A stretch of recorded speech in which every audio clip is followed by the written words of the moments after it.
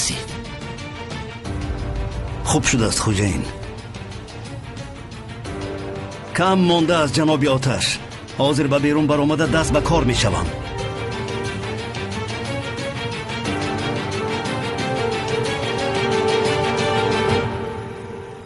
می آیم مادر جان، فردا در نزدتان می شوم. درست می گویید مادر جان، ولی هیچ کاری همین خانه نومون به آخر نمی رسد. شما یک کمی پدرم رو آرام کنید. خوب فیض‌الله در عملیات است مادر جان. میلش مادر جان، من فردا همه کارهایم رو تمام می کنم، سپس می آیم. خوب میلش. با پدرم سلام گویید. صدای زنگوله در به گوش می رسد. باز به شما زنگ می زنم. شما رو می بوسم. خیر.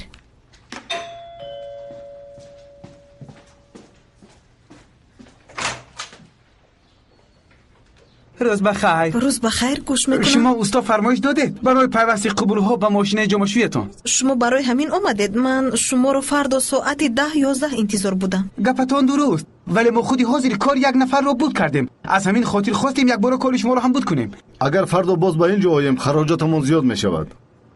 خوب باز بهتر مرحمت درآیید. تشکری زیاد.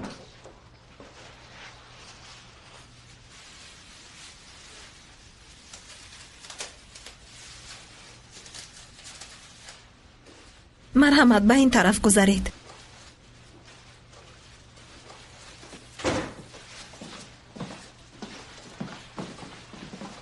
راست روید. مرحمت. ماشین جمعشویی اینجاست.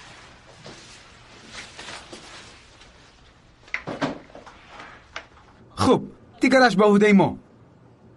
یگان چیز میخواهید؟ خواهرم من آب میخواهم اگر ممکن باشد. اگر مشکل نباشد من هم آب میخواهم. میلش حاضر میآورم. تشکر خانم سو.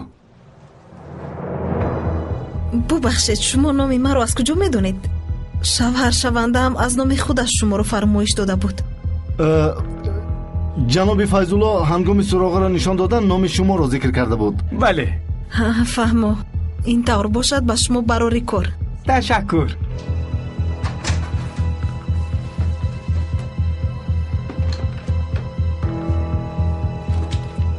دیگر حجه ها رو هم خبر بگیر. اگر کسی نباشد فوراً کار را آغاز میکنیم. خوب.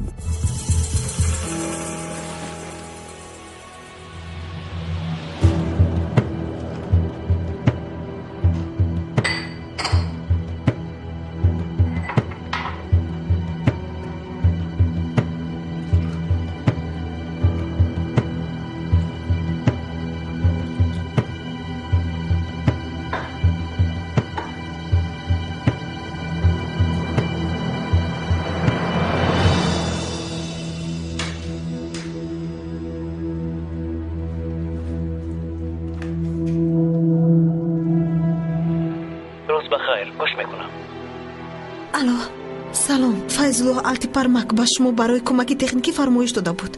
حاضر خبر میگیرم. انتظار شوید. وای آدمان شما الکی آمدند. شما آگاهی دارید؟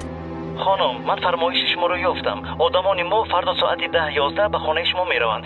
امروز ما آدم نفرستاده ایم. در یگان رویخط چیزی به قید گرفته نشده است. اگر خواهید من از دیرکتور فهمیده به شما زنگ میزنم. شاد میشوم. تشکر برای کار.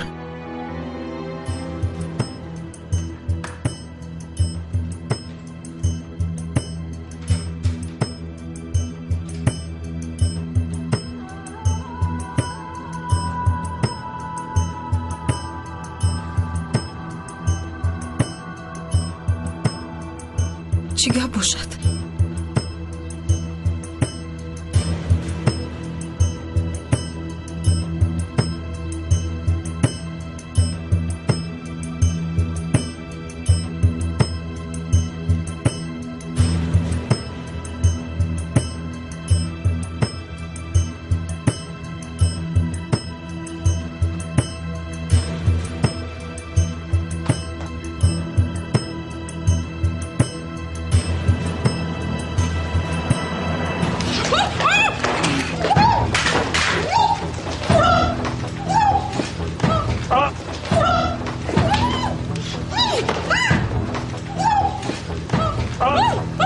دستانش رو دار.